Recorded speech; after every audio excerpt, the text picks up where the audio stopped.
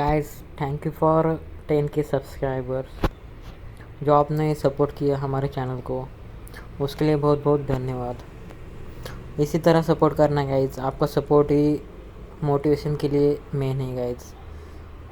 आपने अगर हमारे प्लेलिस्ट में देखी तो आपको हर एक वीडियो मिलेगा डिज़ाइन के रिलेटेड। आप अपना independently G+2 story building design कर सकते हो हमारे वीडियोस देख करके गाइस। इसी तरह सपोर्ट करना guys. Once again thanks for supporting. और हर सैटरडे संडे हम लाइव आते हैं। उसका अगर नोटिफिकेशन बेल चाहिए तो चैनल को ज़रूर सब्सक्राइब करना और हमारे टेलीग्राम और व्हाट्सएप को ज्वाइन करना। नीचे मैंने डिस्क्रिप्शन में उसकी लिंक दी है guys. Thank you very much for support guys. Have a nice day. Hello friends, welcome back to civil design. It is one of the best channel for civil engineers.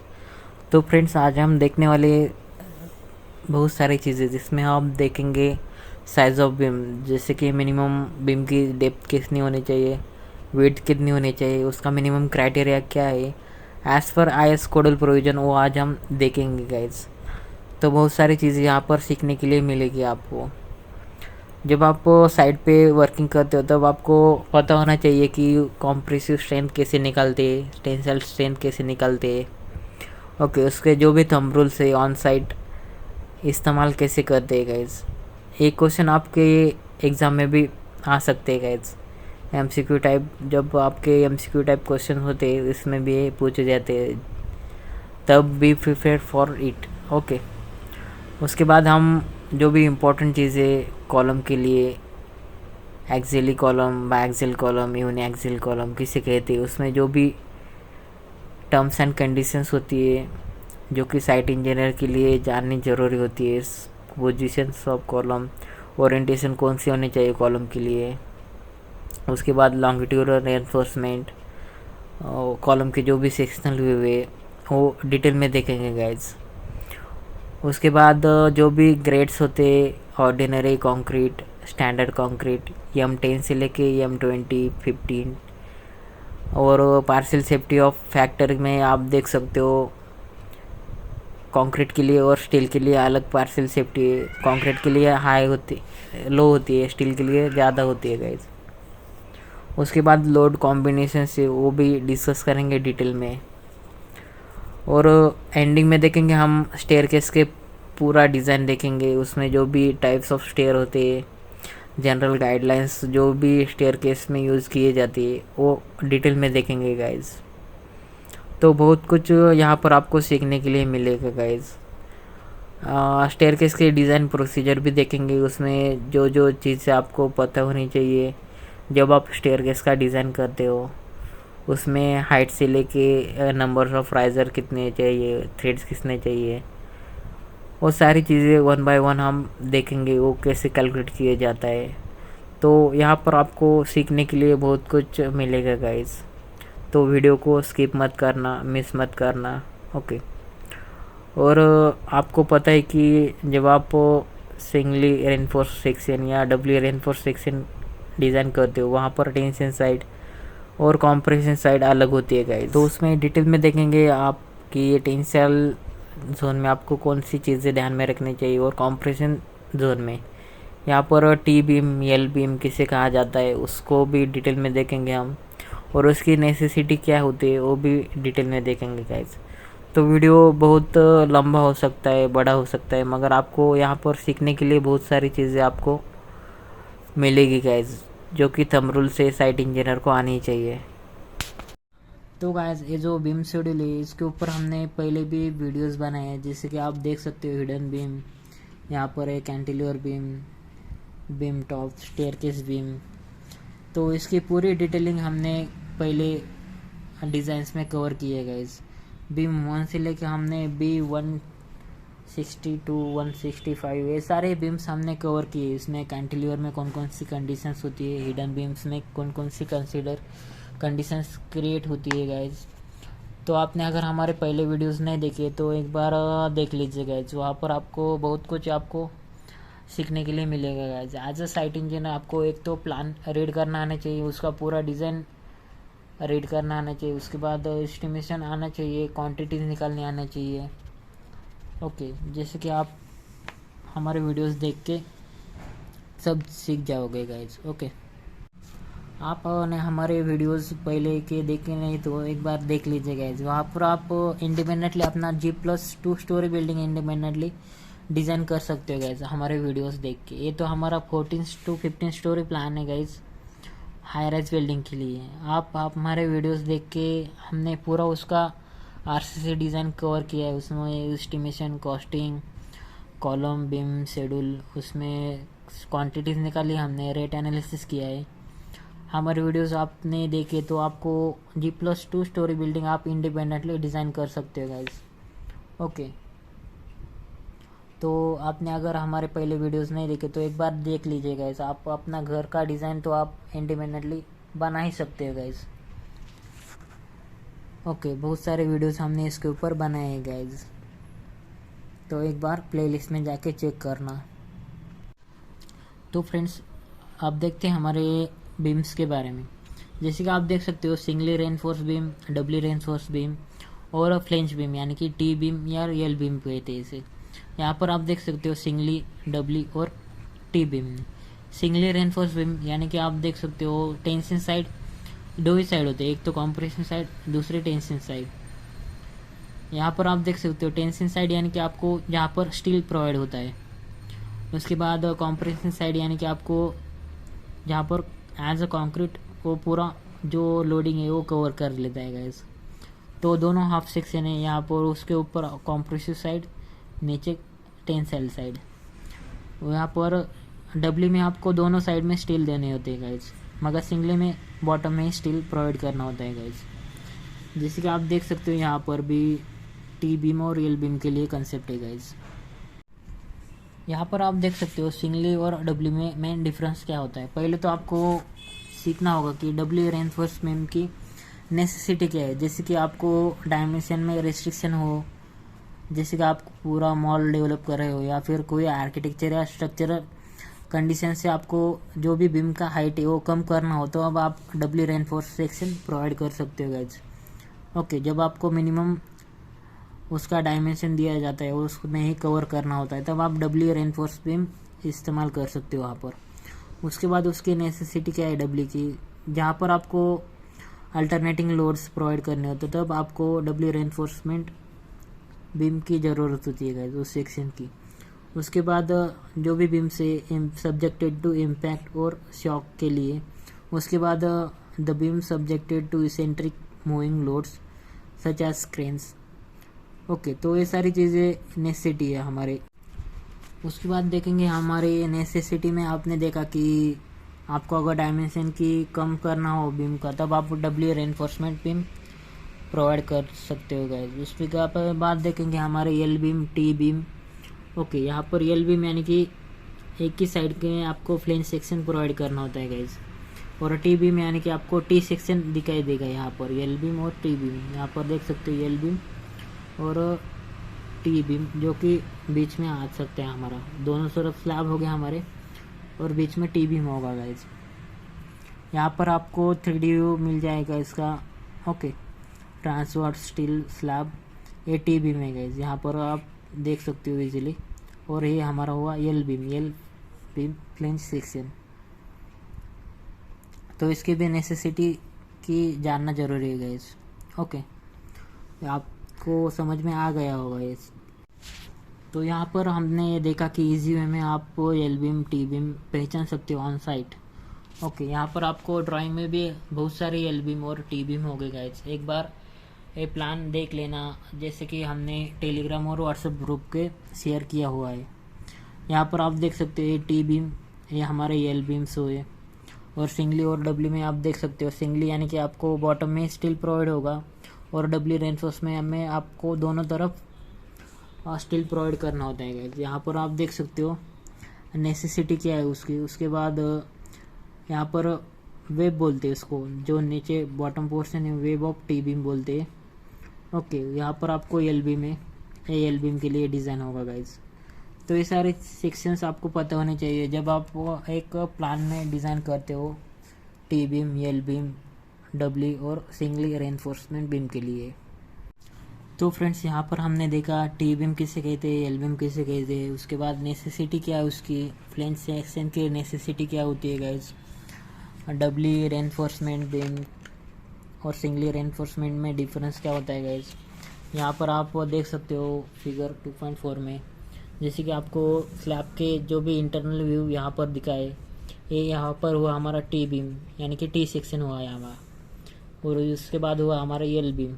Okay, यहाँ बीच में भी हमारे T beam consider कर सकते हो आप, यही वाला और ये वाला टी बीम इसे। ओके, जो कि बीच में भी आ सकते हो गाइस टी बीम। तो ये सारी चीज़ें as a site engineer, as a civil engineer आपको पता होनी चाहिए। जब आप साइट पे कोई वर्क करते हो तब आपको ये बेसिक सी चीज़ें पता होनी चाहिए। T beam, L beam, column के जो भी कंडीशन है वो आपको पता होनी चाहिए गाइस। ओके, तो फ्रेंड्स यहाँ पर आप देख सकते हो बीम के लिए मिनिमम रिक्वायरमेंट होती है। आपको अगर बीम की डेप्थ पता होनी चाहिए, वो आपको यहाँ पर आप देख सकते हो बीम की डेप्थ होती है 112 to 115 of the span. Okay, simply supported के लिए, और कंटिन्यूस के लिए आपको 115 to 120 of the span for continuous. Okay, normally तो हम 250 to 700 लेते हैं in the multiple of 50। Normally हमारे बीम की जो साइजेस होती है 250, 300, 350, 400 इसी तरह होती है गाइस। उसके बाद विड्थ ऑफ बीम देखा जाए तो विड्थ के लिए आपको नॉर्मली हम 230 mm का विड्थ यूज़ करते हैं on site, on depend on wall होती है गाइस। यहाँ पर आप देख सकते हो प्लान में अच्छी तरह से। ओके, अगर मिनिमम विड्थ लेनी है आपको तो as per depend on wall भी ले सकते हो, या फिर ऑन जैसे कि आपका कमर्शियल, रेसिडेंशियल या फिर कोई भी आपका इंडस्ट्रियल बिल्डिंग का प्लान हो, तब आपको जो भी विड्थ ऑफ बीम होती है गाइस 200, 250, 300, 350 एज पर IS 456 2000 के हिसाब से लेनी होती है गाइस। ओके, तो नॉर्मली हम यूज़ करते हैं 230, और उसकी डेप्थ होती है हमारी 250, 300, 350, 400, 250 to 700। ओके, तो ये तो है हमारे साइज़ ऑफ बीम के बारे में गाइस, जो कि इम्पोर्टेंट होती है। आपको थंब रूल्स को पता होने चाहिए गाइस, थंब रूल्स आपको आने चाहिए जो कि साइट पे इस्तेमाल होते हैं गाइस। यहाँ पर आप देख सकते हो प्लान में कि उसके जो भी वॉल की लेंथ है उसी तरह आपको बीम की जो भी विड्थ है वो लेनी चाहिए गाइस। यहाँ पर आपने एक चीज़ ऑब्जर्व की, ये जो हमारे बीम की डेप्थ होती है, साइजेस होती है, यहाँ पर आप देख सकते हो 150/500, 150/600, 250/500, यानी कि हमारी नॉर्मली विड्थ होती है 230, 250, 150। ओके, यहाँ पर और उसकी डेप्थ होती है 600, 500, 400 इन मल्टीपल ऑफ 50। कोई भी बीम्स हो, हमारा हिडन बीम, कैंटिलीवर बीम, उसमें जो भी शेड्यूल होता है आपको नॉर्मली उसकी विड्थ मिलेगी 150, 230, 300, 200, 250, 150, और उसकी डेप्थ मिलेगी आपको 600, 500। ओके, इसी रेंज में मिलेगी आपको नॉर्मली। ये जो प्लान है आपको अगर चाहिए तो प्लीज़ हमारे टेलीग्राम और व्हाट्सएप ग्रुप को ज्वाइन करना गाइस, और वीडियो को हो सके उतना लाइक करना, शेयर करना और चैनल को सब्सक्राइब करना गाइस। तो फ्रेंड्स, ये तो थी हमारी साइज़ ऑफ बीम के बारे में। जो भी क्राइटेरिया होता है साइज़ ऑफ बीम के लिए, मिनिमम कितना होना चाहिए, मैक्सिमम कितना होना चाहिए, विड्थ कितनी होनी चाहिए बीम की, डेप्थ कितनी होनी चाहिए, और ये सिंपली सपोर्टेड और कंटिन्यूस बीम के लिए आपको 112 to 115 लेना है स्पैन के लिए। ओके, अगर आपका स्पैन 3 to 4 मीटर है तो आपको उसको 1/12 ऑफ 3 मीटर, 1/15 ऑफ 4 मीटर इसी तरह आपको कंसिडर करना होता है गाइस। अगर आप चाहो तो इसका स्क्रीनशॉट भी ले सकते हो गाइस। उसके बाद देखेंगे हमारे न्यूट्रल एक्सिस के लिए जो भी हमारे बीम का अंडर इन्फोर्स हो, हमारे बीम ओवर इन्फोर्स हो या फिर बैलेंस सेक्शन हो, तो उसके लिए अलग से कंडीशंस होती है गाइस, जो कि हम डिटेल में यहाँ पर देखेंगे इसको भी। ओके, यहाँ पर आपको न्यूट्रल एक्सिस का कंसेप्ट पता होना चाहिए गाइस। जैसे कि आप देख सकते हो न्यूट्रल एक्सिस, ये हमारा जो भी मिडल लाइन होती है, यहाँ पर आप न्यूट्रल एक्सिस कंसिडर कर सकते हो इसको।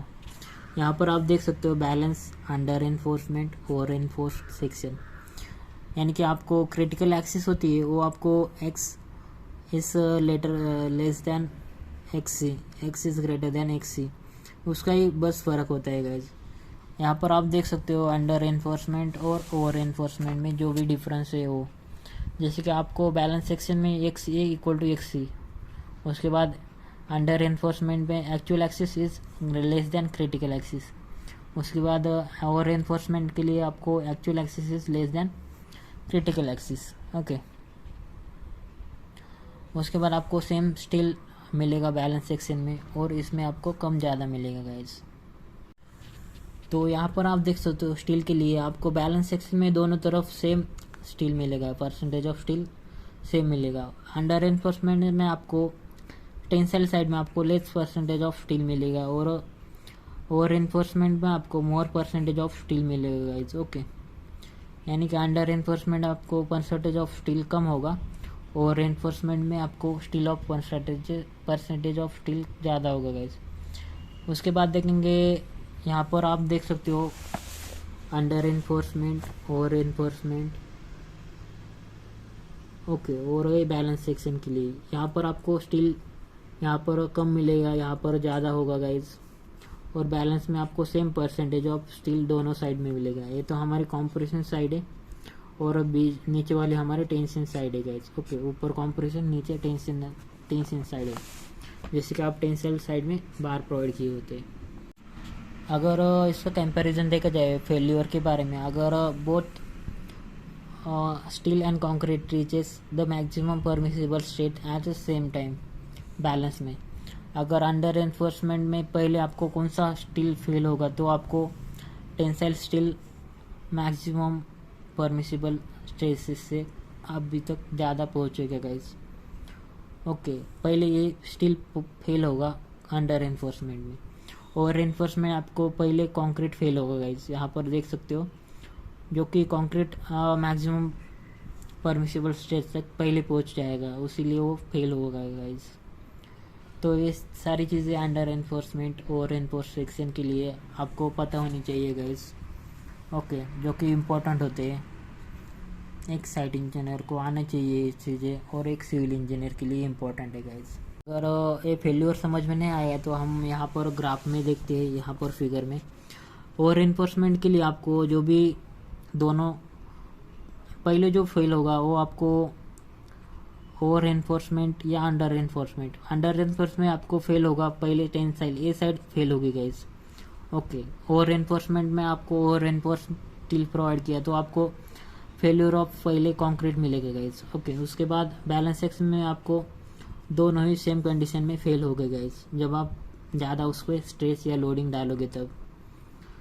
ओके, यहाँ पर अंडर एनफोर्समेंट में पहले टेंसाइल स्ट्रेंथ यानी कि अपना स्टील बार पहले फेल हो सकता है, उसके बाद ओवर एनफोर्समेंट में अपना स्टील पहले फेल नहीं होगा, पहले तो कंक्रीट का जो भी कॉम्प्रेसिव स्ट्रेंथ है वो फेल होगा, उसके बाद स्टील फेल होगा गाइज।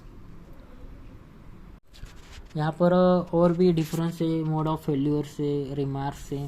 यहाँ पर आप देख सकते हो रेशियो ऑफ जो भी साइमल्टेनियसली रीच होता है दोनों मटेरियल की, स्टील और कंक्रीट के लिए।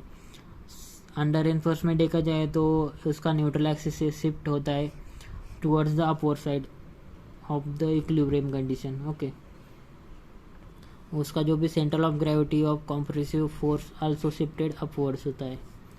ओके, उसके बाद अंडर ओवर एनफोर्समेंट देखा जाए तो इसका डाउनवर्ड शिफ्टिंग होगा गाइज। यहाँ पर आप देख सकते हो neutral axis shift downward to the satisfied equilibrium condition. उसके बाद इसका जो भी CG होता है सेंटर ऑफ ग्रेविटी वो शिफ्टेड थोड़ा अपवर्ड होगा गाइज। तो ये सारी चीज़ें आपको पता होनी चाहिए। यहाँ पर आप देख सकते हो एक्सिस लेस दैन एक्सी, एक्सिस ग्रेटर दैन एक्सी। यहाँ पर उन्होंने फेल्यूर के बारे में लिखा है guys. Failure takes place yielding of steel which is gradual type of failure processed in the widening of cracks and significant increase in deflection.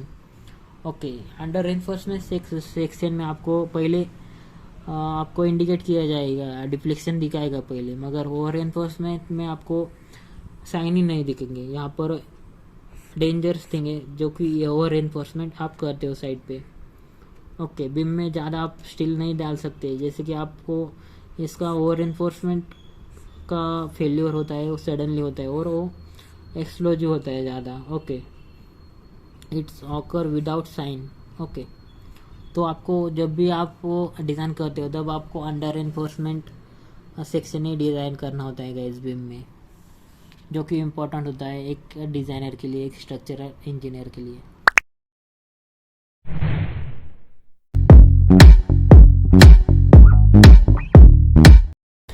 तो गाइस यहाँ पर आप देख सकते हो एक कट सेक्शन है 2 BHK और 3 BHK फ्लैट्स के लिए। जैसे कि आपको अगर कोई 2 BHK 3 BHK का कट व्यू देखना हो, कट सेक्शन देखना हो, तो इसी तरह से उसका मॉडल बनाया है गाइस। अगर आपको कोई भी 3D view, 2D plans, estimation, costing अपने घर का बनाना है तो प्लीज़ हमें कॉल करना guys, dream homes developers. Okay, आप फ्रीली यहाँ पर कांटेक्ट कर सकते हो। कम से कम रेट में आपको अपना 2D और 3D व्यू मिल जाएगा गाइस। तो फ्रेंड्स यहाँ पर आप देख सकते हो एक मॉडल है रेसिडेंशियल और कमर्शियल बिल्डिंग प्लान का। यहाँ पर आप मॉडल में देख सकते हो कमर्शियल एक कॉम्प्लेक्स है जिसमें कि हर एक चीज़ एक्सप्लेन की है। यहाँ पर आप देख सकते हो रेसिडेंशियल बिल्डिंग के 3 to 4 टावर से 14 to 15 स्टोरी बिल्डिंग से यहाँ पर। ओके, अगर आपको कोई भी 3D plan, elevation, 2D plans, estimation, costing कोई भी रिक्वायरमेंट हो तो ड्रीम होम डिज़ाइंस पर आप कॉल कर सकते हो। ओके, आपको अगर आपके घर का प्लान बनाना हो, एस्टिमेशन चाहिए किसी का, कोई भी बिल्डिंग के रिलेटेड सर्विस चाहिए तो आप फ्रीली हमें सिविल होम डिज़ाइंस पे कॉल कर सकते हो गाइज। Okay, thank you. तो फ्रेंड्स यहाँ पर आप देख सकते हो स्टेयरकेस के बारे में, जो भी उनके जो भी डिफरेंट पार्ट्स होते हैं स्टेयरकेस के लिए। पहले तो होता है उसका thread, nosing, going, rise, winders, flights and landing. उसमें देख सकते हो आप राइज, जो भी हमारा वर्टिकल पोर्शन होता है उसे राइज कहते हैं। नोजिंग उसके जो भी यहाँ पर देख सकते हो आप। गोइंग, थ्रेड यानी कि आप जहाँ पर अपना पैर या फुट रखते हो वहाँ पर उसको थ्रेड बोला जाता है। उसके बाद ये फ्लाइट होती है, उसको वेट स्लैब होता है, और ये लैंडिंग। ओके, तो यहाँ पर आप देख सकते हो ये जो कि important different parts of staircase है। यहाँ पर आप देख सकते हो नोजिंग जो कि आउटर प्रोजेक्टिंग पार्ट है। Going, net horizontal distance of step है। राइज यानी कि वर्टिकल हाइट है। फ्लाइट यानी कि जो भी हमारा इंक्लाइंट स्लैब है उसको कहा जाता है। ओके, तो यहाँ पर ये तो हो गया हमारे स्टेयरकेस के डिफरेंट पार्ट। जहाँ पर आप देख सकते हो लैंडिंग हमारे जो होती है उसके जो भी विड्थ होती है उसका उतनी ही आपको लैंडिंग प्रोवाइड करनी होती है गाइज, जो कि इम्पोर्टेंट ट्रिक है। यहाँ पर जितनी आपकी विड्थ होती है उतने तो आपको लैंडिंग का स्पेस मिनिमम चाहिए। ओके, यहाँ पर जितने अपनी विड्थ होती है थ्रेड की, ओके, हमारे जो भी स्टेयरकेस की, उतने आपको लैंडिंग की विड्थ मिनिमम तो देनी होती है गाइज, जो कि इम्पोर्टेंट पार्ट है अपने स्टेयरकेस के डिज़ाइन में। उसके बाद फ़्लाइट में देखा जाए तो हमारा फ़्लाइट को 25 to 40 डिग्री का एंगल होना चाहिए। 25 to 45 डिग्री, 40 डिग्री मैक्सिमम होना चाहिए। ओके, तो ये सारी चीज़ें आपको as a civil engineer, as a site engineer पता होनी चाहिए, जो कि इम्पोर्टेंट होती है गाइज। तो ये तो हुए हमारे डिफरेंट पार्ट्स जो कि हमारे स्टेयरकेस के डिज़ाइन में हम देखने वाले। आगे इसका पूरा डिटेल एनालिसिस देखेंगे। ओके, एक बिल्डिंग के लिए अपनी स्टेयरकेस इम्पोर्टेंट होती है, जो कि उसका डिज़ाइन आपको आना चाहिए एक साइट इंजीनियर को, एक सिविल इंजीनियर को। इसके पहले हमने बहुत सारे वीडियोस बनाए। आपने अगर हमारे वीडियोस नहीं देखे पहले तो एक बार देख लीजिएगा। RCC design, planning, estimation, costing, plumbing, electrical के ड्राइंग डिज़ाइन हमने डिस्कस किए। इसका पूरा कॉलम शेड्यूल, बिल्डिंग के जो भी बायलॉज है, रूल्स है, वो हमने पहले भी डिस्कस किए गाइज। स्टेप बाय स्टेप हमने सब कुछ आपके साथ डिस्कस किया है गाइज। अगर आपने वो वीडियोस नहीं देखे तो एक बार प्लेलिस्ट में जाके देख लेना, आपको बहुत सारी चीज़ें वहाँ पर आपको सीखने के लिए मिलेगी, जो कि हर एक यूट्यूब चैनल पे नहीं होती गाइस। यहाँ पर बेसिक टू एडवांस लेवल का आपको नॉलेज मिलेगा। तो उसके बाद देखेंगे हमारे स्टेयरकेस में जो भी डिफरेंट क्लासिफिकेशन होता है स्टेयरकेस के लिए। यहाँ पर पहले तो होता है straight stair, dog leg, 3 flight open well stair, 4 flight open well stair, geometrical stair यानी कि जो भी सर्कुलर होता है उसका पोर्शन है उसे ज्योमेट्रिकल स्टेयर कहा जाता है। ओके, तो यहाँ पर हम पूरा नहीं पढ़ने वाले, जो भी इम्पोर्टेंट थिंग्स है वही डिस्कस करेंगे गाइस। ओके, तो वीडियो ध्यान से देखना, बहुत कुछ आपको यहाँ पर सीखने के लिए मिलेगा गाइस। ओके, तो यहाँ पर स्ट्रेट स्टेयर में देख सकते हो, आपको अगर स्पेस कम है आपके बिल्डिंग में तो आप स्ट्रेट से स्टेयर यूज़ कर सकते हो। डॉग लेग हमारी कमर्शियल बिल्डिंग में या फिर रेसिडेंशियल बिल्डिंग में ज़्यादा रहते हैं गाइस। उसके बाद 3 फ्लाइट यानी कि 1 2 और 3 फ्लाइट, 4 यानी कि 1 2 3 4। ओके, तो ये सारे थे हमारे classification of stair: straight, dog leg, 3 flight, 4 flight and geometrical stair. उसके जो अलग अलग पोर्शन है यहाँ पर हम अलग अलग डिज़ाइन, इसका एग्जांपल भी देखेंगे, उसका डिज़ाइन करेंगे हम। उसमें जो भी नंबर ऑफ राइजर्स होते, नंबर ऑफ थ्रेड्स होते, फ्लाइट के जो भी इम्पोर्टेंट थिंग्स होते, बार बेंडिंग शेड्यूल देखेंगे इसके। ओके, तो वीडियो को ध्यान से देखना गाइज, और हो सके उतना लाइक करना, अपने फ्रेंड्स के साथ शेयर करना गाइज। तो हम उसके बाद देखेंगे जो भी जनरल गाइडलाइंस होती है स्टेयरकेस के लिए। मिनिमम वर्टिकल हेडरूम चाहिए हमारा 2 मीटर तो मिनिमम चाहिए। उसके बाद number of riser of flight 12 चाहिए गाइज। ओके, जो कि इम्पोर्टेंट चीज़ होती है, हर एक साइट इंजीनियर सिविल इंजीनियर को आनी चाहिए। तो स्टेयरकेस के क्लासिफिकेशन के बाद आप देख सकते हो जो कि इम्पोर्टेंट गाइडलाइंस, जैसे कि यहाँ पर हेडरूम चाहिए 2 मीटर का, number of riser of flight should भी चाहिए 12। ओके, यानी कि आपको एक फ़्लाइट में आपको 12 नंबर्स ऑफ राइजर्स चाहिए गाइज। उसके बाद विड्थ ऑफ स्टेयर शुड भी 850 mm मिनिमम तो चाहिए। ओके, 850 यानी कि 3 फीट तो आपका मिनिमम उसका जो भी विड्थ है वो चाहिए। उसके बाद desirable to the width between 1.1 to 1.6 metre, जो भी अपना डिज़ायरेबल होता है, नॉर्मली कंफर्टेबल होता है, 1.2 मीटर टू 1.6 मीटर होना चाहिए अपना width of stair in a public building के लिए, जैसे कि सिनेमा हॉल हो, हॉस्पिटल हो। इसके लिए आपको 1.2 टू 1.6 मीटर की विड्थ ऑफ स्टेयर चाहिए गाइज। उसके बाद हमारा मेन पार्ट है गाइज स्टेयरकेस के डिज़ाइन में, जो कि डेड लोड आपको आना चाहिए, लाइव लोड उसका कैलकुलेट करना आना चाहिए। डेड लोड में देखा जाए तो सेल्फ वेट होता है बेस स्लैब के लिए, सेल्फ वेट ऑफ स्टेप्स के लिए। लाइव लोड में आपको जो भी आप कंसिडर कर सकते हो एज़ पर IS code, as per building rules and bylaws. Okay, यहाँ पर आप देख सकते हो कि एज़ पर IS code the live load consider should be 3000 newton per metre square of a building where the no possibility of over crowding for such as residential building, hostels, hotels.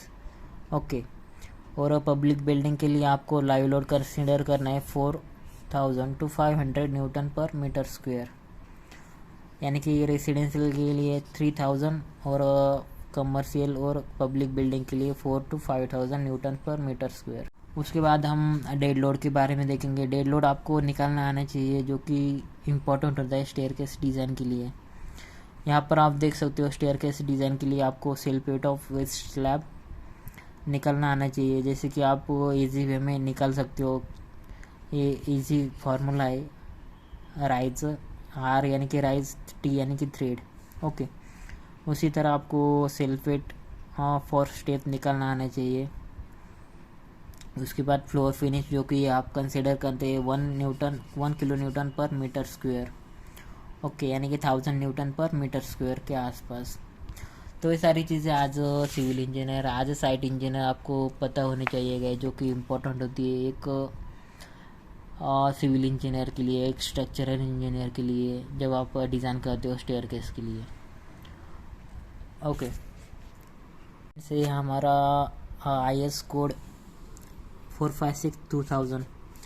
यहाँ पर आप देख सकते हो कि एज़ पर IS code जो भी स्टेयरकेस के जो भी इम्पोर्टेंट उसके जो भी इफेक्टिव स्पैन्स है, डिस्ट्रीब्यूशन ऑफ लोडिंग है, फुटिंग के जो भी डिटेल्स है स्टेयरकेस के लिए, डेप्थ ऑफ सेक्शन, तो एज़ पर IS कोड हम डिस्कस करने वाले हैं गाइस आगे आने वाले वीडियोस में। ओके, तो इसका पूरा डिज़ाइन हम IS code as per manual design देखेंगे। मैनुअली उसका जो भी डिज़ाइन स्टेयरकेस के लिए कैलकुलेट किया जाता है वो आज हम आने वाले वीडियोस में देखेंगे गाइस। ओके, तब तक के लिए वीडियो को जितना हो सके लाइक करना गाइस। ओके, इसको मिनिमम तो 100 लाइक्स तो आने चाहिए गाइस, ये आपके लिए टारगेट है। उसके बाद ही आपको स्टेयरकेस का पूरा डिज़ाइन मिलेगा guys as per design code. Okay, तो यहाँ पर आप देख सकते हो design procedure for staircase design के लिए।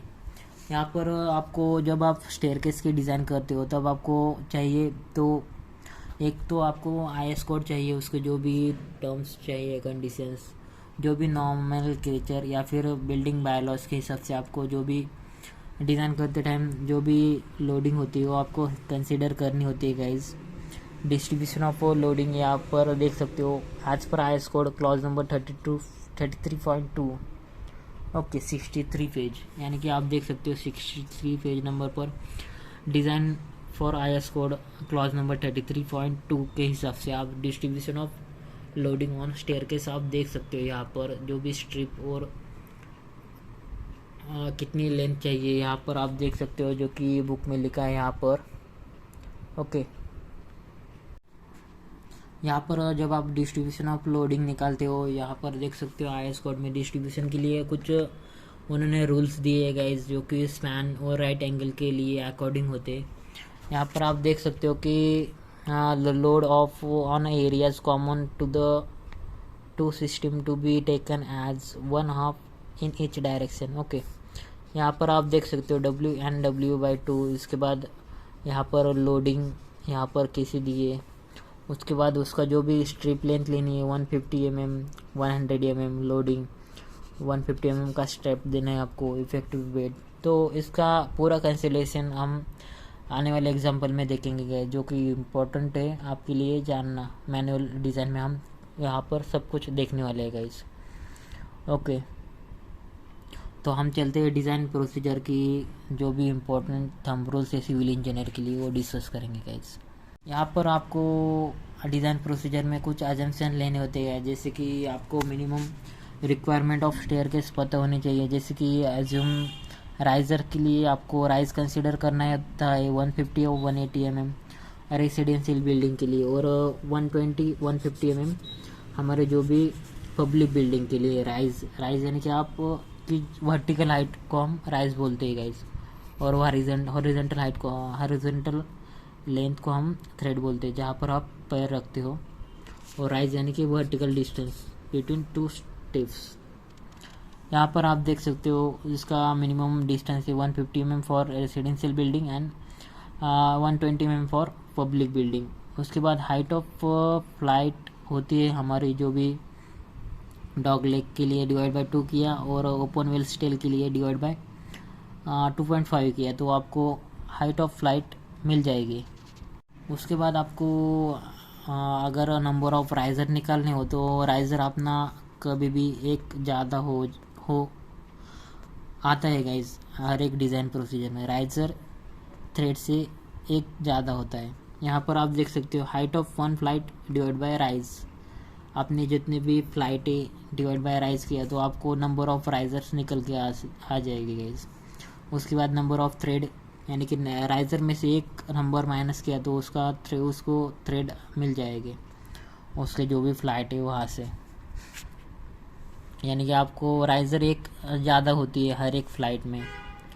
अगर थ्रेड निकालनी हो तो राइज़र से नंबर से एक माइनस किया तो आपको थ्रेड निकल के आ जाएगी गाइज। उसके बाद हाइट ऑफ फ्लाइट तो आप इजीली निकाल सकते हो, height divide by 2, floor to floor height divide by 2 या फिर 2.5। ओके, उसके बाद डिज़ाइन प्रोसीजर में आपको निकालना होता है विड्थ ऑफ स्टेयर लैंडिंग। जो कि आपकी लैंडिंग विड्थ होती है वो आपकी स्टेयर की ही विड्थ होती है गाइज। उसके बाद available length long span -2 into width of landing.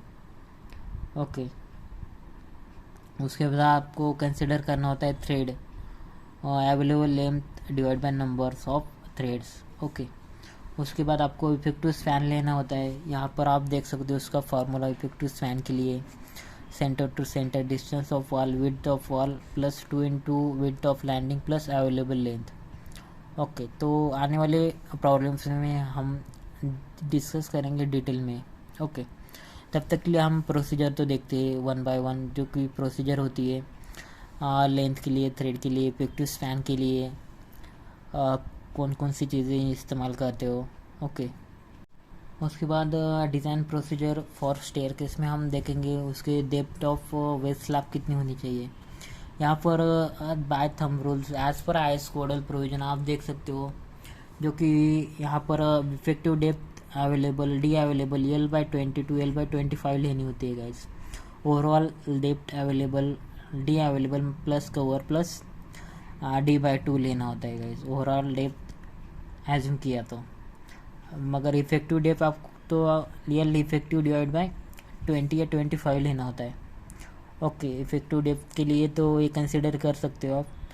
और आपने अभी तक देखा राइज़र, थ्रेड, स्टेयर केस की जो विड्थ होती है, उसके बाद अवेलेबल लेंथ होती है, उसके बाद आप राइज़र और थ्रेड्स के नंबर्स कैसे निकाल सकते हो गाइस। ओके, तो उसके बाद हम 1 बाय 1 देखेंगे उसका जो भी डिज़ाइन प्रोसीजर उसके बारे में। यहाँ पर आपने एक चीज़ ऑब्जर्व की गाइस, जब आप डिज़ाइन करते हो स्टेयरकेस के लिए आपको उसका लोडिंग कैलकुलेट करना होता है, मेन उसका लाइव लोड, डेड लोड। यहाँ पर आप देख सकते हो self pet of waist slab निकलना हो तो आपको 25 into D available plus into 1 square root of rise divide by thread square. Okay, ये फार्मूला यूज़ करना होता है, आने वाले एग्जांपल में देखेंगे इसका डिटेल में। उसके बाद weight of steps horizontal area 25 यहाँ पर डेंसिटी लिए गाइज। ओके, यहाँ पर कुछ चीज़ें एजम्पशन करने होते हैं गाइज, जैसे कि आपको cell pet of landing 25 into D, assume live load 3 kilo newton, floor finish load 1 kilo newton per metre square. उसके बाद फैक्टर लोड 1.5 जो भी सेल पेट आया हो उसके बाद कैलकुलेट करना होता है गाइज। आप जब लोडिंग निकालते हो उसमें जो भी सेल पेट और लाइव लोड वो ऐड करते हो, तब आपको उसका फैक्टर लोड करना होता है, यानी कि आपको 1.5 से वहाँ पर आपको मल्टीप्लाई करना होता है। जैसे कि आपको टोटल एडिशन ऑफ लोड किया, जो कि आपको dead load of waist slab, dead load of steps, live load, floor finish load, इसका सबको एडिशन करने के बाद 1.5 से मल्टीप्लाई करने के किया तो आपको टोटल फैक्टर लोड मिल जाएगा गाइस, लोडिंग के लिए, एक लैंडिंग के लिए और स्टेप्स के लिए अलग से। यहाँ पर उन्होंने स्टेप्स के लिए निकलना है और नीचे लैंडिंग के लिए निकाला है। जब आप लोडिंग करते हो तब ये चीज़ें ध्यान में रखना गाइस, जब डिज़ाइन के लिए इम्पोर्टेंट चीज़ें है गाइस। ओके, उसके बाद डिज़ाइन प्रोसीजर में मेन कंसेप्ट है गाइस डिज़ाइन मूवमेंट निकालना। जब आप डिज़ाइन मूवमेंट निकालते हो उसका जो भी मैक्सिमम मूवमेंट आपको कैलकुलेट करना होता है गाइस। मैक्सिमम मूवमेंट जहाँ मैक्सिमम होता है वहाँ पर शेयर फोर्स 0 होता है, ये एक पॉइंट ऑफ कॉन्ट्राफ्लेक्सर भी कहा जाता है इसे। जहाँ पर मूवमेंट बेंडिंग मूवमेंट मैक्सिमम हो वहाँ पर शेयर फोर्स 0 होता है गाइस। उसके बाद मैक्सिमम आपको मूवमेंट निकालने के लिए कुछ फार्मूलेज है, जैसे कि MU limit, XU max. Okay, यहाँ पर कुछ थंब रूल्स है, या फिर 250 के लिए इतना, 415 के लिए इतना, 500 के लिए इतना। ओके, यहाँ पर आप IS कोड में भी ये मिल जाएगा गाइस, MU लिमिट और XU लिमिट। यहाँ पर हम देखेंगे IS कोड में भी। ओके, इसका पूरा एनालिसिस करेंगे as per IS code guys आने वाले एग्जाम्पल में। तब तक के लिए डिज़ाइन प्रोसीजर में आप याद ध्यान में रखना कि ये 250 के लिए 0.531D, उसके बाद 500 और 415 के लिए, उसके बाद MU limit 0.149 BD square FCK 0.138 BD square FCK for FE415 and 0.133 या BD square FCK for FE500 के लिए. EMU limit is less than EMU. Section can be designed as a singly reinforcement. और सिंगली और डबली का जो भी important things है वो हम आगे आने वाले वीडियोस में डिस्कस करेंगे. अगर उसके ऊपर डिटेल में आपको जल्दी वीडियो चाहिए तो नीचे सिंगली RCC लिख देना, मैं जल्दी वीडियो लाऊंगा इसके लिए. उसके बाद डिज़ाइन प्रोसीजर में हमारा अगला पॉइंट है गाइस मेन स्टील और डिस्ट्रीब्यूशन स्टील निकालना. यहाँ पर आप देख सकते हो XU AST यानी कि area of steel for main reinforcement. उसके बाद स्पेसिंग निकालना गाइज. ओके, ये जो फार्मूले आपको ऑन स्टैट प्रो या ETAP से आपको रेडीमेड उसका EMU निकल के आ जाएगा गाइज. ओके, मैक्सिमम जो भी बेंडिंग मोमेंट है वो निकल के आ जाएगा. बस आपको उसका स्टील निकालना आना चाहिए, वो डिस्ट्रीब्यूट करना आना चाहिए गाइज. उसके बाद डिस्ट्रीब्यूशन स्टील में AST B यानी कि आपको 0.12% ऑफ AG लेना होता है गाइज. अपना जो भी स्टील सेक्शन आ जाए उसका स्टील की क्वांटिटी आ जाए उसका 12% आपको कंसिडर करना होता है गाइज. उसके बाद स्पेसिंग, इसके जो भी मिनिमम रिक्वायरमेंट है स्पेसिंग मिनिमम चाहिए आपको 5D या फिर 450 which ever is less. Okay, आपने यहाँ पर एक चीज़ ऑब्जर्व की जो कि मेन स्टील और डिस्ट्रीब्यूशन स्टील के लिए स्पेसिंग होती है गाइज. मेन स्टील के लिए आपने स्पेसिंग होती है 3D अवेलेबल इनटू और 300 mm which ever is less, यानी कि 1 फीट या फिर 3x D अवेलेबल. ओके, वो हुई हमारे मेन स्टील के लिए. उसके बाद आपको डिस्ट्रीब्यूशन स्टील के लिए निकालनी होती है 5D और 450 mm which ever is less. और स्पेसिंग है इससे कम आनी चाहिए यहाँ पर. ओके, मिनिमम तो आपको 450 लेनी है गाइस. अगर आपको 5D अवेलेबल वो मिनिमम आया तो आपको वो भी ले सकते हो, मगर मिनिमम 450 चाहिए डिस्ट्रीब्यूशन स्टील के लिए. और मेन स्टील के लिए मिनिमम चाहिए 300 mm spacing for main steel and distribution steel guys. तो ये सारी चीज़ें आपको as a site engineer civil engineer आनी चाहिए गाइस, जो कि इम्पोर्टेंट होती है हर एक सिविल इंजीनियर के लिए. एक एग्जाम्पल है गाइस डॉगलेग स्टेयर के लिए. अगर आपको इसके ऊपर डिटेल में वीडियो चाहिए तो प्लीज़ इस वीडियो को कम से कम 100 लाइक्स तो करना गाइस. इसके पूरे डिज़ाइन देखेंगे, उसके जो भी बार बेंडिंग शेड्यूल है वो कहाँ से हमने कैलकुलेट किया उसका पूरा मैनुअली एनालिसिस देखेंगे guys. One step by step हम पूरा एग्जांपल सॉल्व करेंगे. उसके bending moment, live load, dead load कैसे कैलकुलेट किया, उसकी जो भी डिज़ाइन मोमेंट है वहाँ से आपने रेनफोर्समेंट कैसे निकाली गाइस. तो उसके ऊपर हम डिटेल में डिस्कस करेंगे गाइस आने वाले वीडियोज़ में. तब तक के लिए इस वीडियो को मिनिमम 100 लाइक्स तो मिलने चाहिए गाइस. ओके, ये आपके लिए टारगेट है गाइस. यहाँ पर हमने पहले भी RCC डिज़ाइन के लिए वीडियोस बनाए गाइस. ओके, जो आपने नहीं देखे तो प्लेलिस्ट में जाके देख लेना गाइस.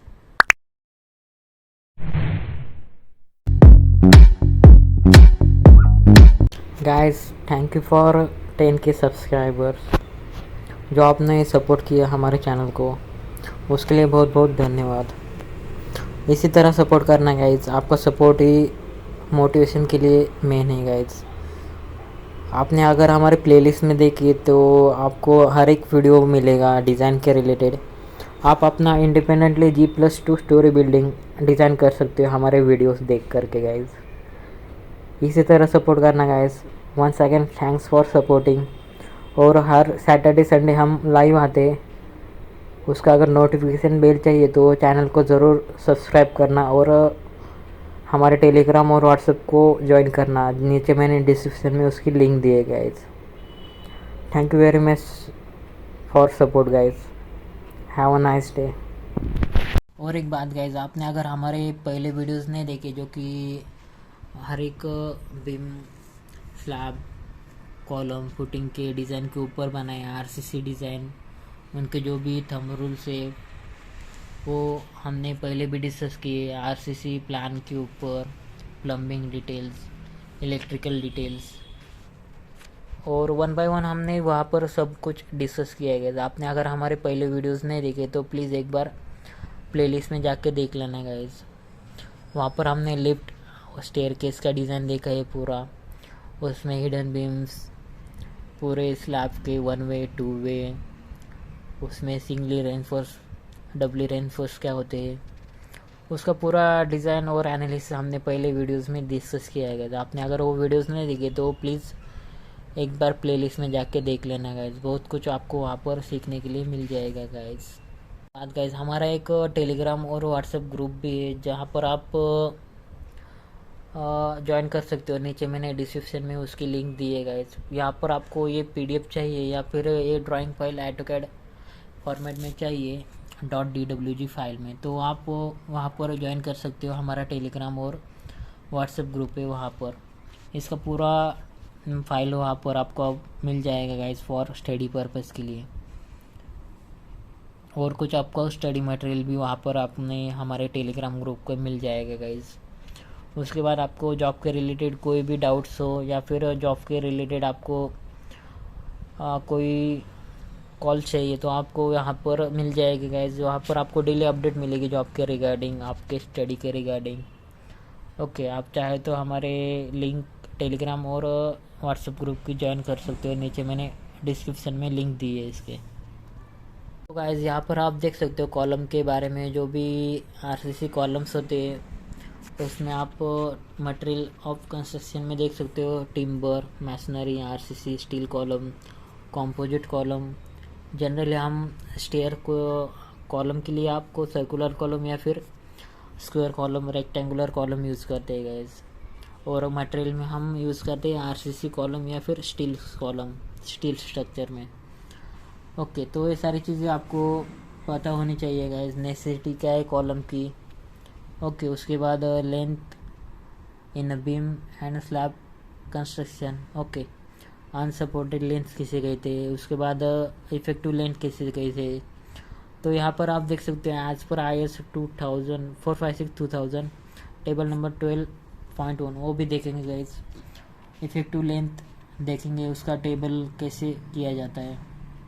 तो फ्रेंड्स यहाँ पर देख सकते हो आप इफेक्टिव लेंथ में as per 456-2000 as per IS codal provision आपको यहाँ पर देख सकते हो effectively held in a position and restrained against rotation, यानी कि IS का रोटेशन नहीं हो सकता। ओके, रिस्ट्रेंड किया है उसको। And both ends are fixed, ये बोथ एंड्स हैं हमारे फिक्स है। उसके लिए आपको theoretical value of effective length and recommended value लेनी है इफेक्टिव लेंथ के लिए 0.5L 0.65L, ये यानी कि लेंथ ऑफ कॉलम। ओके, तो इफेक्टिव लेंथ में आपको ये चीज़ें ध्यान में रखनी चाहिएगा, जिसके both ends are fixed end effectively helds in position and restrained against rotation at both ends.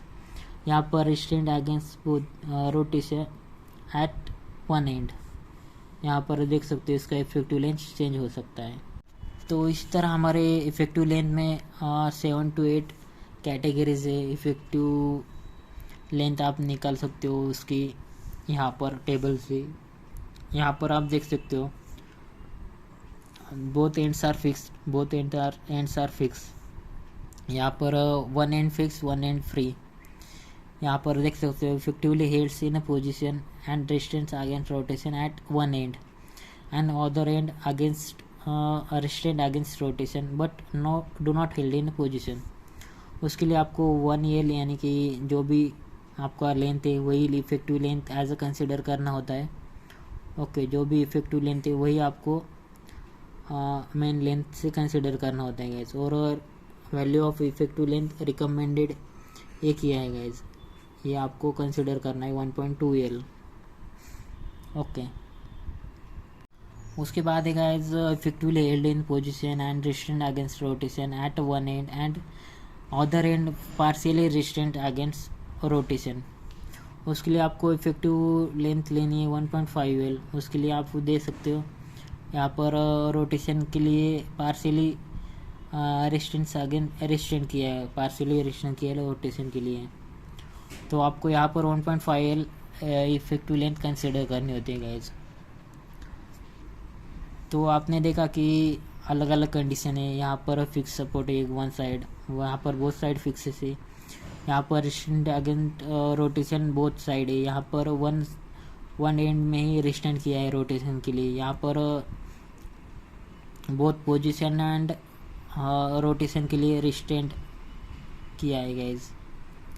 Okay, यहाँ पर रिस्टेंट not resistant against rotation, rotation नहीं है यहाँ पर। ओके, तो यहाँ पर आप देख सकते हो 50 held in position and eight both ends and not resistant against rotation में आप देख सकते हो जो कि नॉट रिस्टेंट अगेंस्ट रोटेशन है। इसका आप देख सकते हो 1 कंसिडर किया है। इफेक्टिव लेंथ जो कि मेन लेंथ है वहाँ से आप कंसिडर किए। यहाँ पर आप देख सकते हो जो कि IS कोडल प्रोविजन में यहाँ पर आप देख सकते हो IS 456/2000 में effective length of a compression member table number 28 page number 94 compression member आप कॉलम के लिए कॉलम को आप कॉम्प्रेशन मेंबर कंसिडर कर सकते हो गाइज। ओके, तो यहाँ पर इफेक्टिव लेंथ थियोरेटिकल और आपको रिकमेंडेड की होती है गाइज। तो ये टेबल मेन है गाइज, जो आप कॉलम डिज़ाइन करते हो तब आपको ये टेबल का यूज़ होने वाला है गाइज। ओके, तो effective length of compression member यानी कि इफेक्टिव लेंथ ऑफ कॉलम के लिए आपको अलग अलग कंडीशन दिए गए 7 to 8 कंडीशन से यहाँ पर आपको जो कि इफेक्टिव लेंथ कंसिडर करनी होती है गाइज। यहाँ पर आप देख सकते हो effectively held in position and रिस्टेंट against rotation at both and, जैसे कि आपने बुक्स में भी देखा था। उसके बाद effectively held in position at both and रिस्टेंट against one and. Okay, उसके जो भी 0.8L 0.7L। उसके बाद effectively held in both ends and not resistant against rotation. उसके बाद जो भी 1L कंसिडर करना है। ओके, जो भी लेंथ है वही कंसिडर करनी है गाइस। तो यहाँ पर आपने बुक्स में भी देखा था कि जो भी इम्पोर्टेंट थिंग्स है as a site engineer as a civil engineer आपको पता होनी चाहिए गाइस, जो कि इम्पोर्टेंट होती है जब आप स्टडी करते हो तब, एनालिसिस करते हो उसका तब। उसके बाद हमारा इफेक्टिव लेंथ में हमारे जो अगली कंडीशन है guys, effectively held in position and रिस्टेंट against rotation and one end and other and रिस्टेंट against rotation but not held in position. उसके लिए ये कंडीशन है 1L और 1.2L कंसिडर करनी होती है गाइस। यहाँ पर आपको ये सिम्बॉल्स में दिखाई देगा कि वन एंड में फिक्स है, ओके, रिस्टेंट की है और वन एंड में फ्री है गाइस। उसके बाद अगली कंडीशन है पार्शियली रिस्टेंट है, सेम कंडीशन है मगर पार्शियली रिस्टेंट किया है, उसके लिए आपको 1.5 कंसिडर करना है। उसके बाद effectively held in position at one end and not resistant against rotation. उसके बाद पोजीशन में भी यहाँ पर हेल्ड नहीं किया है, उसके आपको 2 कंसिडर करना होता है गाइज। तो एक बार ये सारी कंडीशन आप देख लेना गाइज, जो कि इम्पोर्टेंट होती है एक साइट इंजीनियर के लिए, सिविल इंजीनियर के लिए। यहाँ पर आपने एक चीज़ ऑब्जर्व की, जब आप effective length of compression member निकालते हो गाइज, यहाँ पर आपको एक सारी चीज़ें आपको एग्जाम में भी पूछी जाएगी कि इफेक्टिव लेंथ जब एक बोथ साइड रिस्टेंट है या फिर रोटेशन में रिस्टेंट है, तो अलग अलग कंडीशन के लिए आपको इफेक्टिव लेंथ एज MCQ भी पूछा जा सकता है गाइज। यहाँ पर हमारे आखिरी कंडीशन है effectively held in position and रिस्टेंट against rotation and not held in position not resistant against rotation eight other and. Okay, यानी कि अदर एंड फ्री है इसका, यहाँ पर आप देख सकते हो। इसको आपको 2 कंसिडर करना है गाइज। यहाँ पर आपको 4 कंडीशन से यहाँ पर 2 कंसिडर करना है, वन एंड फ्री है यहाँ पर देख सकते हो आप। ओके, तो ये इम्पोर्टेंट टेबल है गाइज जब आप कॉम्प्रेशन मेंबर के लिए डिज़ाइन करते हो गाइज। तो फ्रेंड्स, अब हम आगे आने वाले वीडियोस में डिस्कस करेंगे positions of column, grouping of column, उसको axially column, biaxial column, uniaxial column किसे कहते हैं। ओके, वो डिटेल में देखेंगे। उसके बाद positions of column, short column, long column में क्या डिफरेंस होता है गाइज। उसके बाद रीइंफोर्समेंट के बारे में डिटेल में डिस्कस करेंगे। उसके बाद लैटरल रीइंफोर्समेंट, उसके जो भी स्क्वायर और हमारे सर्कुलर कॉलम में जो भी चीज़ें होती है वो हम डिस्कस करेंगे गाइज।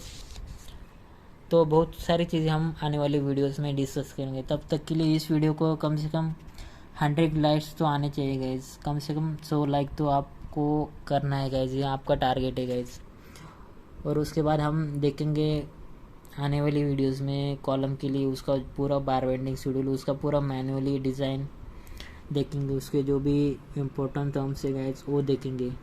तो फ्रेंड्स यहाँ पर देख सकते हो आप कैरेक्टरिस्टिक्स स्ट्रेंथ, यानी कि आपकी जो बुक भी आपका जो भी कॉन्क्रीट ग्रेड हो M15 10 एक कैसे लिया जाता है गाइज, यहाँ पर आप देख सकते हो एज पर IS 456/2000 इसी तरह आपको डिज़ाइन करना होता है गाइज। यानी कि यम यानी कि मिक्सिंग प्रोपोर्शन, यम यानी कि मिक्स, M10 15 20 25 ये हमारे ग्रेड्स ऑफ कॉन्क्रीट है गाइज। यहाँ पर आप देख सकते हो उसकी जो भी कॉम्प्रेसिव स्ट्रेंथ है, कैरेक्टरिस्टिक्स कॉम्प्रेसिव स्ट्रेंथ कहा जाता है उसकी। अगर आपने 150 mm का क्यूब कास्टिंग किया तो 28 डेज में आपको ये स्ट्रेंथ मिल जाएगी गाइज। ओके, जैसे कि M10 के लिए 10 Nm² 28 डेज में आपको मिल जाएगी गाइज। उसी तरह हमारे 3 टाइप है, ऑर्डिनरी, स्टैंडर्ड और हाई स्ट्रेंथ कॉन्क्रीट। यहाँ पर आप देख सकते हो, आप चाहे तो इसका स्क्रीनशॉट भी ले सकते हो गाइज। अगर इसका मिक्सिंग प्रोपोर्शन देखना हो तो आप इजीली देख सकते हो गाइज। इसके पहले भी हमने उसका मिक्सिंग प्रोपोर्शन क्या होता है, कितने सीमेंट, सैंड, एग्रीगेट और इसका रेशियो क्या होता है गाइज, जैसे कि 1:2:4, ओके 1:1.5:3, M20 के लिए, AM15 के लिए गाइज 1:2:4। ओके, ऑर्डिनरी कॉन्क्रीट है हमारे, जो कि नॉर्मली जब आप कंस्ट्रक्शन करते हो जब आप M20 M25 M30 grade use करते हो गाइज। और प्री कास्ट के लिए हमारा M35 पोस्ट टेंशन, और प्री कास्ट के लिए आपका M40 और M35 यूज़ करते हो। हाई हमारे जो भी प्री कास्ट मटेरियल होते हैं उसके लिए गाइज। ओके, तो ये चीज़ आपको एग्ज़ाम में भी आती है गाइज। जब आप कैरेक्टरिस्टिक्स स्ट्रेंथ निकालते हो उसका प्रोपोर्शन आपको पता होना चाहिए। जैसे कि M20 का 1:1.5:3 और 1:2:4 हमारा M15 का है गाइज। ये मिक्सिंग डिज़ाइन के लिए अलग प्रोपोर्शन होता है, जैसे कि on lab testing mixing design अलग होता है, हमारा स्टैंडर्ड रेशियो है गाइज इसका। ओके, तो ये तो आपको समझ में आ गया होगा। 150 mm का आपने अगर क्यूब कास्टिंग किया, ओके, तब उसकी स्ट्रेंथ है जो हमारी आ जाएगी 28 डेज में, उसने 10 Nm², इतने क्यूब की 28 डेज में इतनी स्ट्रेंथ आ जाएगी गाइस। ओके, तो ये सारी चीज़ें एज अ सिविल इंजीनियर आपको पता होनी चाहिए, जो कि एग्ज़ाम में भी पूछी जाती है और साइट के लिए भी इम्पोर्टेंट होती है। तो फ्रेंड्स उसके बाद देखेंगे हमारे पार्शियल सेफ्टी फैक्टर के लिए। कंक्रीट के लिए हमारा लिमिट स्टेट ऑफ कोलैप्स के लिए पार्शियल सेफ्टी फैक्टर है 1.5 और स्टील के लिए 1.15। ये अक्सर क्वेश्चन MCQ टाइप एग्ज़ाम में पूछा जाता है गाइज। कोई भी एग्ज़ाम हो हमारी, जब MCQ टाइप क्वेश्चन आता है तो partial safety factor for concrete और partial safety factor for steel, ये जो 2 क्वेश्चन तो आपको फिक्स आ जाएंगे गाइज। एज पर IS कोडल प्रोविजन 456/2000 आपको पता होगा गाइज। ओके, ये तो थे हमारे मटेरियल स्ट्रेंथ के लिए, जो भी कंक्रीट के लिए 1.5 और स्टील के लिए 1.15। इसके ट्रिक है ध्यान रखने के लिए, स्टील का है जो पार्शियल सेफ्टी फैक्टर कम होता है गाइज और कंक्रीट का ज़्यादा होता है 1.5। ओके, तो ये चीज़ें आपको एज अ साइट इंजीनियर पता होनी चाहिए गाइज, जो कि इम्पोर्टेंट होती है। यहाँ पर आपने एक चीज़ ऑब्जर्व की है, यहाँ पर आप जब मिक्सिंग ग्रेड निकालते हो या फिर उसकी पार्शियल सेफ्टी फैक्टर निकालते हो, तब आपको as per IS codal provision ही निकालना होता है guys. Okay, partial safety factor यानी कि आपको सेफ्टी उतनी मिलेगी कंक्रीट से 1.5 और स्टील से 1.15। ओके, एज पर IS कोडल प्रोविजन 456/2000। जैसे कि आपको एग्ज़ाम में हर एक चीज़ आनी चाहिए गाइज, जो कि इम्पोर्टेंट होती है। उसमें अगर लोडिंग के बारे में देखा जाए तो लोडिंग में आप देख सकते हो लाइव लोड, ये हमारे लिमिट स्टेट ऑफ कोलैप्स और सर्विसेबिलिटी के लिए अलग है, उसमें भी क्वेश्चन आते हैं हमारे एग्जाम्स में। ये टेबल हम पूरा डिस्कस करेंगे गाइज। ओके, मगर आपको ये पार्शियल सेफ्टी फैक्टर ध्यान में रखना, और जो भी हमारे ऑर्डिनरी कंक्रीट है, स्टैंडर्ड कंक्रीट है, हाई स्ट्रेंथ कंक्रीट है, उसके जो भी मिक्सिंग प्रोपोर्शन है वो ध्यान में रखना गाइज। यहाँ पर आप देख सकते हो जो कि लोडिंग की कॉम्बिनेशन है guys, dead load, live load, wind load के लिए। जैसे कि आप यहाँ पर देख सकते हो dead load loading combination, dead load, live load. Okay, normally आप लिमिट स्टेट ऑफ कोलैप्स के लिए 1.5 ले सकते हो, मगर सर्विसेबिलिटी के लिए आपको 1 ही लेना है गाइज। उसके बाद डेड लोड, लाइव लोड, आप विंड लोड आपको 1.5 और 1.5 दोनों तरफ ले सकते हो। उसके बाद यहाँ पर 1 ही लेना है लिमिट स्टेट ऑफ सर्विसेबिलिटी में। उसके बाद तीनों का कॉम्बिनेशन हुआ तो आपको 1.2 लेना है कोलैप्स में, और इसमें आपको 1.8 और 0.8 लेना है गाइज। ये लोडिंग कॉम्बिनेशन आपको कंसिडर करने होते हैं जब आप हाई राइज बिल्डिंग डिज़ाइन करते हो तब। ओके, इससे आपको stability against over turning, straight reversal मिलती है गाइज, स्टेबिलिटी मिलती है। तो फ्रेंड्स, ये हमारी प्लेलिस्ट है जिसमें आप देख सकते हो सिविल इंजीनियर के रिलेटेड जो भी इम्पोर्टेंट फैक्ट्स होते हैं, इम्पोर्टेंट कंसेप्ट होते हैं डिज़ाइनिंग के बारे में, एस्टिमेशन के बारे में, रेट एनालिसिस, बार बेंडिंग शेड्यूल, लेबर के रेट हो या फिर बार बेंडिंग शेड्यूल हो, या फिर उसमें जो भी इम्पोर्टेंट थंब रूल्स होते हैं सिविल इंजीनियर के रिलेटेड जो कि आपको साइट पे यूज़ होते हैं, वही हमने डिस्कस किए गाइस। बहुत सारी वीडियोस हमने बनाए जो कि आपके लिए इम्पोर्टेंट है गाइस। आपने अगर हमारी प्लेलिस्ट नहीं देखी, हमारे वीडियोस नहीं देखे, हर एक सेक्शन का डिज़ाइन दिया है हमने पूरा डिटेल में। आपने अगर हमारे वीडियोस नहीं देखे तो प्लीज़ एक बार प्लेलिस्ट में जाके देख लेना गाइस। बहुत कुछ आपको यहाँ पर सीखने के लिए मिल जाएगा गाइस। Thank you. यहाँ पर आप ये जो प्लान देख रहे हो गाइस, जिसमें आपको हर एक चीज़ इम्पोर्टेंट होती है जब आप इसका आरसीसी डिज़ाइन बनाते हो, आर्किटेक्चर प्लान बनाते हो, बीम शेड्यूल, कॉलम शेड्यूल, उसका शेड्यूल जब बनाते हो आप, तो उसको जो भी इम्पोर्टेंट चीज़ें उसके पहले भी हमने डिटेल में डिस्कस किए। इसके पूरा beam schedule, column schedule, foundation से लेके टेरेस स्लैब तक हर एक चीज़ यहाँ पर हमने इसकी डिटेल में देख ली है गाइस। आपने अगर हमारे पहले वीडियोस नहीं देखे डिज़ाइन के, RCC design, planning, estimation, costing, rate analysis के ऊपर, तो प्लीज़ एक बार चेक कर लीजिए गाइस। बहुत सारी चीज़ें वहाँ पर आपको मिल जाएगी जो कि इम्पोर्टेंट होती है। एक साइट इंजीनियर को ये सारी चीज़ें आनी चाहिए गाइस, जो कि डे टू डे वर्किंग में आपके लिए बहुत ही इम्पोर्टेंट होती है गाइस। तो फ्रेंड्स, यहाँ पर 1 बाय 1 देखते हैं हमारे जो भी स्ट्रक्चरल कंक्रीट के लिए जो भी हमारी कॉम्प्रेसिव स्ट्रेंथ रखती है, टेंसाइल स्ट्रेंथ क्या होती है, इलास्टिक मॉडुलस ऑफ कंक्रीट क्या होता है। इसमें आप देख सकते हो कि जो भी हमारा आईएस कोड, यहाँ पर हमारा सील्ड सिलेंडर के लिए स्टैंडर्ड बीम से टेस्टिंग के लिए IS 516 है। उसके बाद आपको टेंसाइल स्ट्रेंथ ऑफ कंक्रीट निकालनी हो तो आपको FCR equal to 0.7 under root FCK यानी कि characteristic strength of compressive strength of concrete. उसके बाद इलास्टिक मॉडुलस ऑफ कंक्रीट देखा जाए तो is equal to 5000 under root FCK आपको पता है कॉम्प्रेसिव स्ट्रेंथ ऑफ कंक्रीट। यहाँ पर एक ग्राफ स्टेशन करो बिहेवियर ऑफ कंक्रीट के लिए।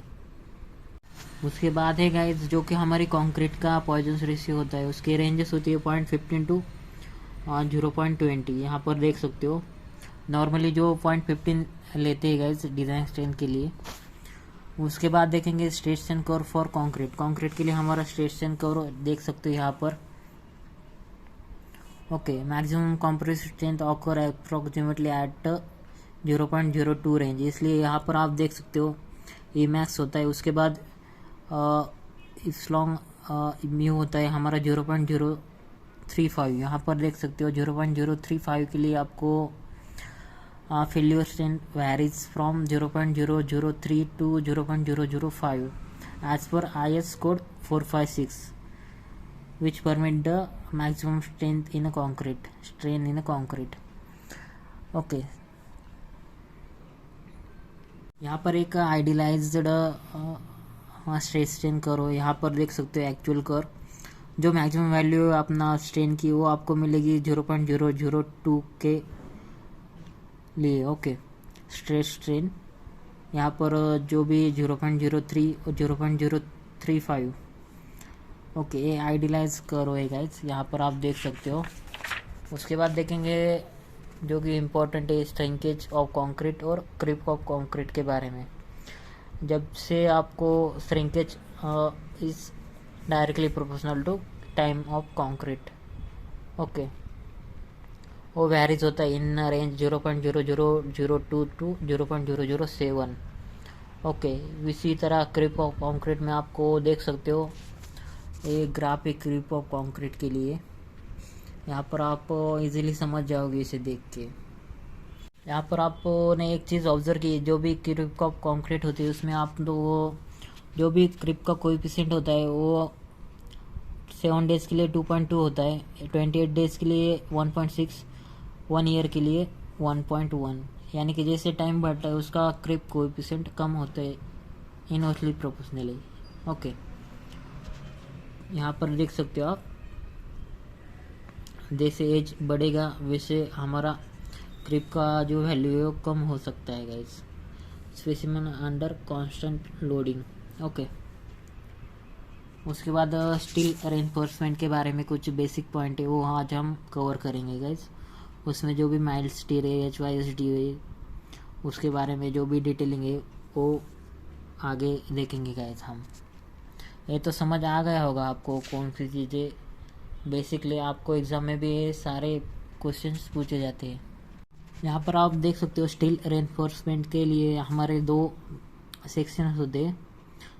एक तो माइल्ड स्टील हुआ जिसमें राउंड बार होते हैं, उसके बाद HYSD high yield strength deform bar. यहाँ पर आप देख सकते हो strain curve for mild steel के लिए और ये idealize curve for mild steel है। ओके, माइल्ड स्टील यानी कि Fe 250 और हमारा टेंसाइल HYSD बार होता है Fe 415 और Fe 500 के लिए। यहाँ पर इसका ये आइडियलाइज कर्व है Fe 415 और Fe 500 के लिए। तो ये चीज़ आपको पता होनी चाहिए एज ए साइट इंजीनियर। जब आप एग्ज़ाम का कोई भी प्रिपरेशन करते हो आपको MCQ में आ सकते हैं सारे क्वेश्चंस गाइस। ओके, HYSD क्या होता है, हमारा माइल्ड स्टील कौन सा होता है, जो कि इम्पोर्टेंट चीज़ें वही हम कवर करेंगे गाइस। यहाँ पर हमारा मेन पॉइंट है गाइस जो कि हमने पहले वीडियोस में भी कवर किया है। जैसे कि हम बार के लिए वेट निकालते हैं, उसका जो भी पैरामीटर है, एरिया है, हर एक बार के लिए हम जब साइट पे वर्किंग करते हो सब आपको स्टील के लिए एरिया निकालना होता है। जब आप ऑन साइट वर्किंग करोगे तब आपको पता होगा कि जब आप एक बीम डिज़ाइन करते हो, स्लैब डिज़ाइन करते हो, तब आपको स्टील के जो भी डायमीटर है वो वेरीज होते हैं। उसके लिए जो भी वेट है, उसकी क्वांटिटी है स्टील की, वो आपको निकालनी पड़ती है गाइज। यहाँ पर आप देख सकते हो राउंड बार के लिए 6 m हमारे पहले तो डायमीटर ऑफ बार कितने होते हैं 6, 8, 10, 12, 16, 20, 22, 25, 28, 32, 36, 40। इसमें कि हमारे ए बार हमारे ऑन द साइड नहीं होते गाइज। ओके, 18, 14, 24, 30, 26 उसका ये वेट है गाइज। तो यहाँ पर इम्पोर्टेंट चीज़ है गाइज, आपको इसका वेट निकालना आना चाहिए। इसका शॉर्टकट से फार्मूला है गाइज 5² डिवाइड बाई 162.2 यानी कि 5 यानी कि डायमीटर ऑफ बार। यानी कि आपको 6 mm का बार हो, इसका वेट निकालना हो तो 6 × 6 डिवाइड बाई 162.2 वो आएगा हमारा 0.0222। ये हमारा पूरा जो वेट है वो आपको पता होना चाहिए कितने बार का कितना वेट निकालते हो। ऑन द साइड आपको कोई इम्पोर्टेंट ट्रिक है गाइज, 5² बाई 162 ये फार्मूला यूज़ किया आपने तो ईजीली आप इसका वेट निकाल सकते हो गाइज ऑन कैलकुलेटर, ऑन कैलसी, जो कि हमारा बेसिक वेट ऑफ स्टील होता है 7850 kg पर मीटर क्यूब। ये डेंसिटी ऑफ स्टील है गाइज हमारा, जो कि 1 metre by 1 metre by 1 metre का बॉक्स किया तो आपको 7850 kg स्टील उसमें बैठ जाएगा। यहाँ पर आपने एक चीज़ ऑब्जर्व की, जब आप वेट निकालते हो गाइज यहाँ पर आपको एरिया और पैरामीटर भी ज़रूरत नहीं है, मगर आपको निकालना आ सकता है। कभी साइट पे इम्पोर्टेंट होता है, या फिर कभी जब आप साइट पे जाओगे तब आपको वेट ही मेन है गाइस। वेट निकालना तो आना चाहिए आपको, भले आपको एरिया और पैरामीटर कोई नहीं पूछेगा। मगर आपको याद रखना चाहिए कि एरिया का फॉर्मूला है हमारा 5/4 इंटू डी स्क्वेयर, यानी कि 5/4 इंटू 6 mm का डायमीटर हो तो 5/4 इंटू 6 स्क्वेयर। इस तरह आपका एरिया निकल के आ जाएगा। उसके बाद पैरामीटर और वेट आप इजीली निकाल सकते हो गाइस। ये फार्मूला याद रखना, 5² डिवाइड बाई 162। जब आप साइट पे जाओगे तब आपके लिए इम्पोर्टेंट चीज़ है गाइस ये।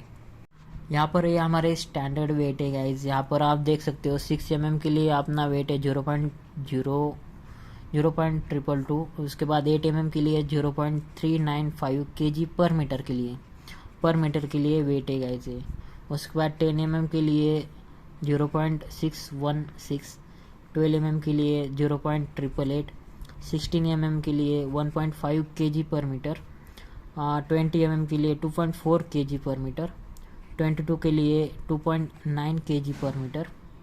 उसके बाद 25 के लिए हमारा 3.8 kg पर मीटर, 28 के लिए हमारा 4.8 kg पर मीटर, 32, 36, 40 के लिए हमारा 9.860 kg पर मीटर, और 36 और 32 के लिए हमारा 6.3 और 7.9 kg पर मीटर के लिए।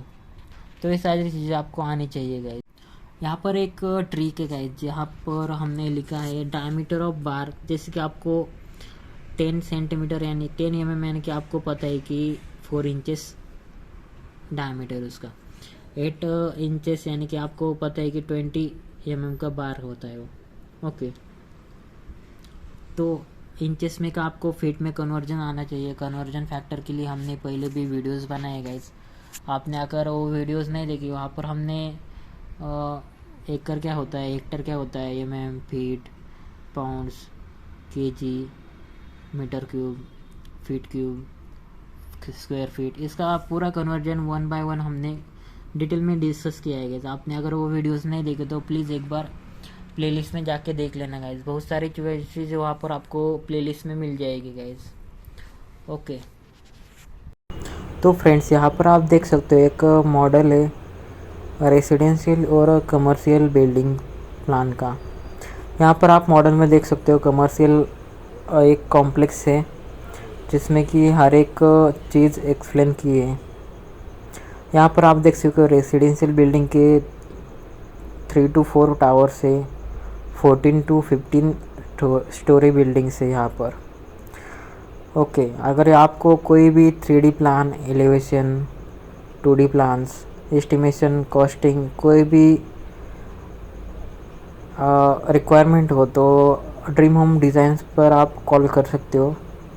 ओके, आपको अगर आपके घर का प्लान बनाना हो, एस्टिमेशन चाहिए किसी का, कोई भी बिल्डिंग के रिलेटेड सर्विस चाहिए, तो आप फ्रीली हमें सिविल होम डिज़ाइंस पे कॉल कर सकते हो गाइज। Okay, thank you. तो गाइज ये हमारी प्लेलिस्ट है जिसमें आप देख सकते हो 1500 के ऊपर हमने वीडियोस अभी तक बनाए हैं, जिसमें आप साइट इंजीनियर के रिलेटेड थंब रूल्स होते हैं, बहुत सारी चीज़ें आपको RCC design, planning, estimation, costing, mix proportion, estimation, thumb rules, बार बेंडिंग शेड्यूल, लेबर के जो भी वर्क होते हैं, रेट एनालिसिस, पूरा स्ट्रक्चर सिविल इंजीनियर के रिलेटेड आपको जो जो इम्पोर्टेंट चीज़ें हमने यहाँ पर इस चैनल पे डिस्कस किए सिविल डिज़ाइंस पे। अगर आपने हमारे वीडियोस नहीं देखे तो एक बार प्लीज़ देख लीजिएगा। इस बहुत इम्पोर्टेंट चीज़ें आपको सीखने के लिए मिलेगी इसमें। हर एक डिज़ाइन कंसेप्ट पे हमने फोकस किया है गाइस, लर्निंग पर्पस के लिए अच्छा है आपके लिए। एक बार देख लेना गाइस। Thank you.